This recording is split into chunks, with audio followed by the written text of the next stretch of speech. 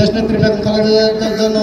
পবিত্র মাহে রমজান উপলক্ষে ফটিকছড়ির দক্ষিণাঞ্চলের ৮ ইউনিয়ন যুবদলের যৌথ উদ্যোগে দোয়া ও ইফতার মাহফিল শনিবার অনুষ্ঠিত হয়েছে।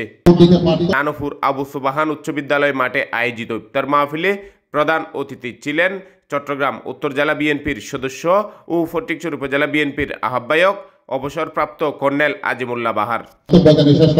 ফটিকছড়ি উপজেলা যুবদলের যুগ্ম আহ্বায়ক নাসিরউদ্দিন বাহাদুরের সভাপতিত্বে সাইফুল ইসলাম টিটু, মিজানুর রহমান ও মোহাম্মদ হোসেনের যৌথ সঞ্চালনায় এতে প্রধান বক্তা ছিলেন চট্টগ্রাম উত্তর জেলা যুবদলের সাধারণ সম্পাদক মোহাম্মদ মুরাদ চৌধুরী। বিশেষ অতিথি ছিলেন বিএনপি নেতা ইদ্রিস মিয়া ইলিয়াস, নুরুদ্দিন খান, এস.এম. আজিজুল্লাহ, রায়হানুল আনোয়ার রাহি, ডাক্তার খায়েস আহমেদ, কামাল উদ্দিন, নাসিরউদ্দিন শিকদার ও মোহাম্মদ ইলিয়াস।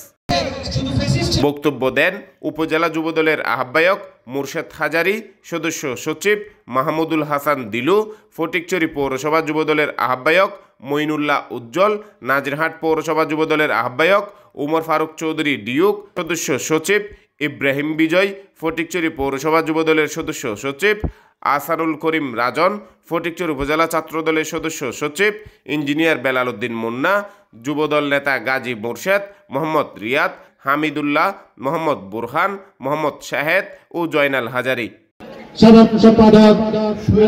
মুক্ত হয়েছে, এতে তো কোনো সন্দেহ নেই। বিতর্ক হচ্ছে এই স্বৈরাচার আবার পুনর্বাসিত, সেটা হচ্ছে অসম্ভব একটা ব্যাপার, কোনোদিনই সম্ভব নয়। বাংলাদেশের মানুষ অনেক রকমের কথাবার্তা হতে পারে, কিন্তু স্বৈরাচারকে, এই আওয়ামী লীগ স্বৈরাচারকে আবার পুনর্বাসিত করা কোনোদিনই মেনে নেবে না এবং করতে দেবে না। জনাব তারেক রহমান একটা নির্দেশনা দিয়েছে, সেটি হচ্ছে আমরা আমাদের কেউ যদি অপকর্মে জড়ায়, কোন রকমের চাঁদাবাজি, কোন রকমের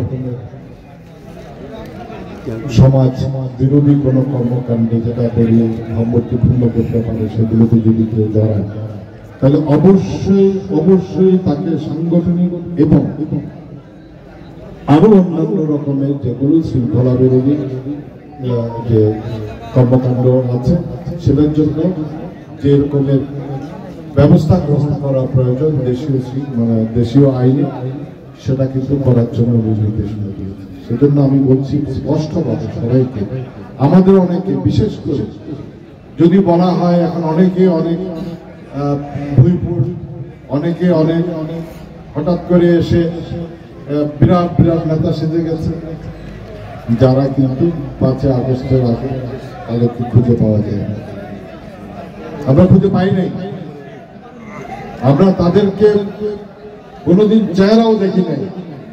আজকে তারাই কিন্তু বিএনপির নাম, ইমেজ বিরোধী কর্মকাণ্ডে জড়িত হয়ে গেছে, বিভিন্ন রকমের অপকর্মের সাথে নিজেকে জড়াচ্ছে, বিএনপির নামকে জড়াচ্ছে, বিএনপির এই ইমেজ যারা ক্ষতি করছে তাদেরকে আমরা কোনোভাবেই রেহাই দেব,